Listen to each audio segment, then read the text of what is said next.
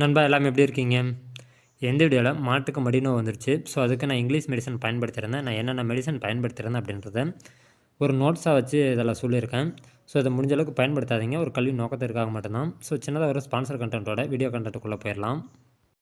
This video sponsor by SPO private limited Tiruvannamalai. Digital marketing துறையில் அனைத்து விதமான மக்களுமே பயனடையக்கூடிய வகையில் பலவிதமான வேலை வாய்ப்புகளை இவங்க உருவாக்கி கொடுத்துட்ருக்காங்க. ஸோ உங்களுக்கு விருப்பம் இருக்குது அப்படின்ற பட்சத்தில் ஸ்க்ரீனில் தெரிகிற வாட்ஸ்அப் நம்பருக்கு மெசேஜ் பண்ணுங்கள். ஸ்கிப் பண்ணாதீங்க. பெரிய தப்பு. தினம் 300 ரூபாய் சம்பாதிக்க அரிய வாய்ப்பு. இன்ஸ்டாகிராம், Facebook பயன்படுத்த தெரிந்தால் போதும். Content post and content publishing மூலமா தினம் 300 ரூபாய் சம்பாதிக்கலாம். இந்த வேலை செய்ய 5 நிமிடம் போதும். Work training support, group communication support, all language customer live chat support, முக்கியமா சொந்தமா ஒரு பிசினஸ் ஸ்டார்ட் பண்ற அளவுக்கு உங்களால கற்றுக்கொள்ளவும் முடியும், சம்பாதிக்கவும் முடியும். இந்த வேலை வாய்ப்பு வழங்குவது 5 வருடத்திற்கு மேல ரன் ஆகிட்டு இருக்க நம்ம தமிழ்நாட்டு company school of business organization private limited. மேலும் விவரங்களுக்கு டிஸ்கிரிப்ஷன்ல கொடுத்திருக்க நம்பருக்கு வாட்ஸ்அப் பண்ணுங்க. Rish take the videos posted here are for educational purpose only and none of you should attempt to watch it and you will never take any responsibility for it. நண்பா மாட்டுக்கு ஏற்பட்ட மடிநோயை பார்த்தீங்கன்னா இந்த மருந்தை பயன்படுத்தி தான் சரி பண்ணியிருந்தேன். இதோட எம்ஆர்பின்னு பார்க்கும்போது ரூ. 455 வருது. நமக்கு எப்படி ரூ. 450 400 முன்ன பின்ன தரும்னு நினைக்கிறேன். பெரும்பாலும் மெடிக்கல் ஷாப்பில் அங்கே போட்டிருக்கக்கூடிய எம்ஆர்பி என்னவோ, அதாவது மேக்ஸிமம் ரீட்டெயில் பிரைஸை தான் எம்ஆர்பின்னு சொல்லுவாங்க. இந்த அதிகபட்ச விலைக்கு விற்கலாம்னு சொல்லுவாங்க. ஆனால் இதே விலைக்கு தான் அவங்க சேல் பண்ணுறாங்க. இதில் வந்துட்டு டிஸ்கவுண்ட் எதுவும் கொடுக்க மாட்டேறாங்க. ஒரு சில மெடிக்கல் 5% 10% ஃபைனலாக டிஸ்கவுண்ட் கொடுத்து மைனஸ் பண்ணுறாங்க. இது வந்துட்டு ஐஎம்ஐவி பயன்பாட்டுக்குன்னு சொல்லியிருப்பாங்க. அதாவது மசிலில் பயன்படுத்தலாம், வெசலில் பயன்படுத்தலாம். அதாவது சதையிலையும் நரம்புலையும் பயன்படுத்தக்கூடிய ஊசி. இதோட பயன்பாடு என்ன, இதோட தன்மை என்ன அப்படின்றதெல்லாம் நான் உங்களுக்கு ஃபியூச்சரில் ரொம்பவே டீட்டெயிலாக எக்ஸ்பிளைன் பண்ணுறேன். இது வந்துட்டு கால்நடை மருத்துவர் தான் சொல்லியிருந்தாரு. இதே போல் இப்படி பண்ணுங்க, இப்போதைக்கு வர முடியாது அப்படின்ற மாரி நானும் ஒருத்தருக்கு 2 பேர் ட்ரை பண்ணியிருந்தேன். ஸோ யாரும் சரியான முறைக்கு வாய்ப்பு இல்லை அப்படின்றதுனால அப்புறம் நானே இறங்கிட்டேன் களத்தில். ஸோ இப்போ பார்த்தீங்க அப்படின்னா டேரெக்டாக வந்துட்டு நம்ம மடி காம்பில் தான் அந்த மருந்தை செலுத்த போகிறோம். இது வந்துட்டு ஒரு பவுடர் டைப்பில் இருக்கும். இந்த பவுடரில் பார்த்தீங்க அப்படின்னா இவங்களே ஒரு லோஷன் ஒன்று கொடுத்துருப்பாங்க. அதை மிக்ஸ் பண்ணி கூட நம்ம உள்ளார போடலாம். நான் வந்துட்டு அதை விட ரிசல்ட் கூடுதலாக கேட்டேன். அதுக்காக பார்த்தீங்கன்னா அவங்க இந்த மருந்து சொல்லியிருந்தாங்க, ஐசோப்ளோர்டைன் அப்படின்னு சொல்லிட்டு ஊசின்ட்டு. இந்த மருந்தை வந்துட்டு ஒரு 2.5 மில்லி, அதாவது காம்பில் எந்த காம்பு அதிகமாக இருக்கோ அந்த காம்புக்கு வந்துட்டு 2.5 மில்லி 3 மில்லின்னு கணக்கு சொன்னாங்க. அந்த 3 மில்லி அளவுக்கு இந்த பவுட்ரு கணக்கில் வைக்கக்கூடாது. இந்த லோஷன் வந்துட்டு இப்போ உதாரணத்துக்கு நம்ம 2 மாட்டுக்கு போடுறோம், அதாவது 2 காம்புக்கு போடுறோம் அப்படின்னா ஒரு காம்புக்கு 3 மில்லி வீதம், 2 காம்புக்கு 6 மில்லி இதில் எடுத்து இதில் போட்டு மிக்ஸ் பண்ணியாச்சு. இப்போ நான் வந்துட்டு இதை 4 காம்புக்குமே போட்டேன். ஏன்னா 4 காம்புலையுமே லேசாக ரிசல்ட் இருந்ததுனால 4 காம்புக்குமே பயன்படுத்திட்டேன். பயன்படுத்திட்டு இதோட லிக்விடை போட்டு உள்ளார போட்டு நல்லா குலுக்கும்போது நமக்கு நல்லா இதாகிடும். ஸோ நல்லா லிக்விட் ஆன பிறகு பார்த்தீங்கன்னா அந்த பவுட்ரு வந்துட்டு முழுக்க லிக்விட் ஆகிடும். லிக்விட் ஆகிடுச்சு அப்படின்னா இந்த மொன்னையாக இருக்கக்கூடிய ஊசி இருக்குது இல்லையா, இந்த மொன்னையாக இருக்கக்கூடிய ஊசி பார்த்தீங்கன்னா அது நம்மளே ரெடி பண்ணது.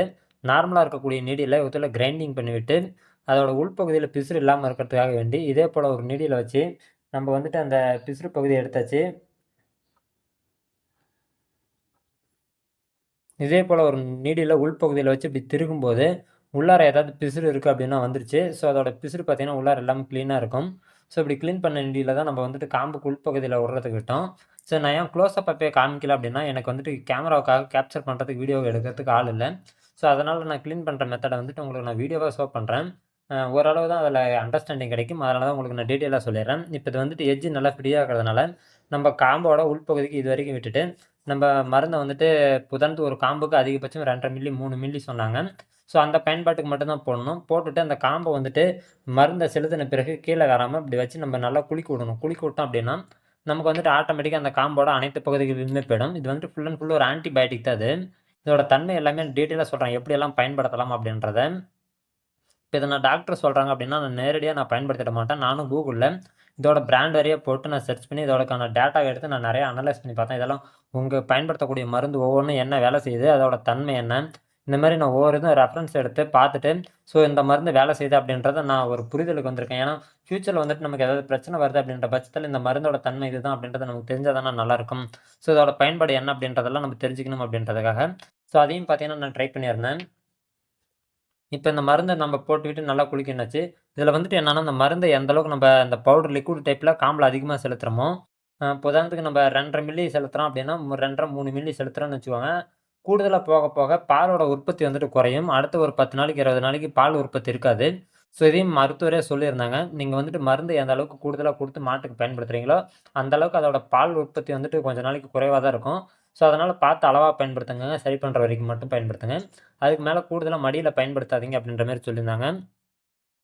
இப்ப பார்த்தீங்கன்னா, இந்த லிக்விட வந்துட்டு ஒரு முறை போட்டதுமே எனக்கு ரிசல்ட் நல்லா கிடைச்சது. ஓரளவு சரியாயிடுச்சுன்றலாம்.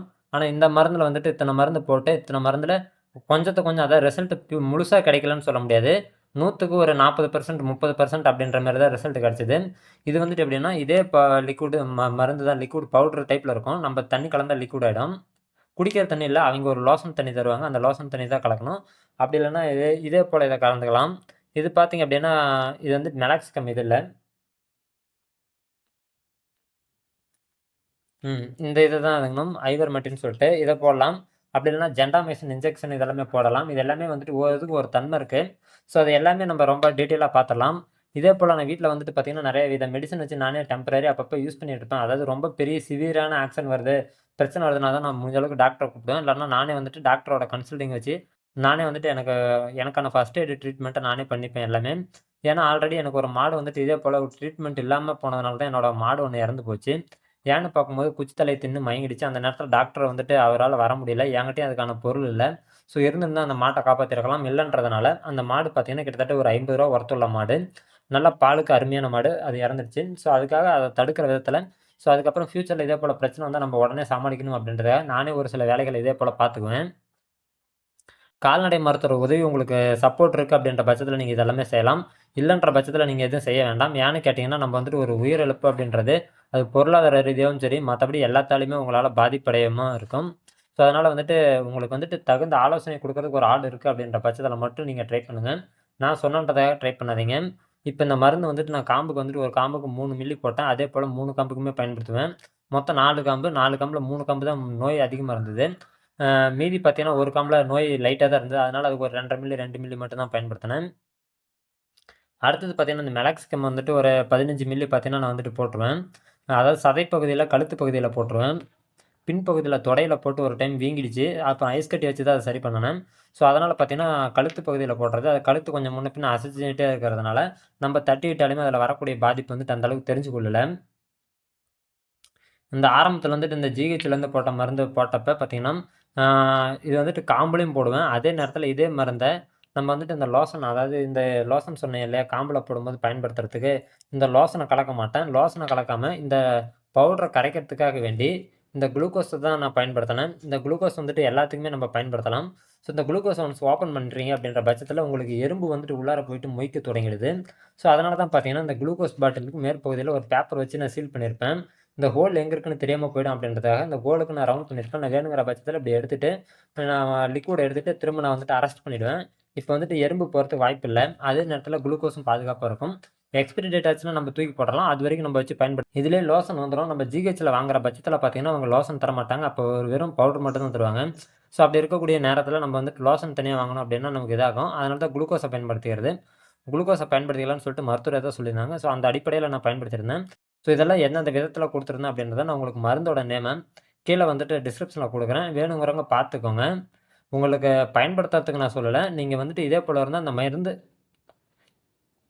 இந்த மருந்தோட டீட்டெயில நான் உங்களுக்கு டிஸ்கிரிப்ஷன்ல குடுக்குறேன். இதோட நான் எவ்வளோ அளவு பயன்படுத்தினேன் அப்படின்றதையும் நான் சொல்லிர்றேன். உங்களுக்கு வேணுங்கிறவங்க பார்த்து பயன்படுத்திக்கோங்க. இது வந்துட்டு ஒரு கல்வி நோக்கத்துக்காக மட்டும் தான் குடுக்குறேன். உங்க கால்நடைகளுக்கு நீங்க ஒரு மருத்துவரோட ஆலோசனை வச்சு நீங்க செய்யுங்க. இந்த மருந்த நான் பயன்படுத்தியிருக்கேன் அப்படின்றது உங்களுக்கும் ஒரு குறிப்பு. இந்த வீடியோ பார்க்கும்போது எனக்கும் ஒரு குறிப்பு.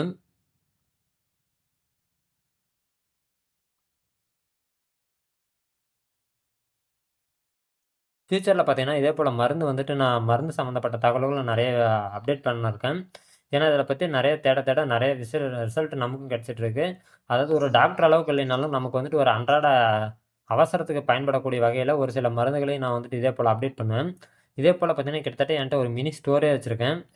இதெல்லாமே பார்த்தீங்கன்னா, லோக்கல்ல கடையில வாங்குன மருந்து. அதாவது பிரைவேட் பார்மசில வாங்குன மருந்து எல்லாமே பார்த்தீங்கன்னா, நான் வச்சிருக்கேன். நெறைய வச்சிருக்கேன்.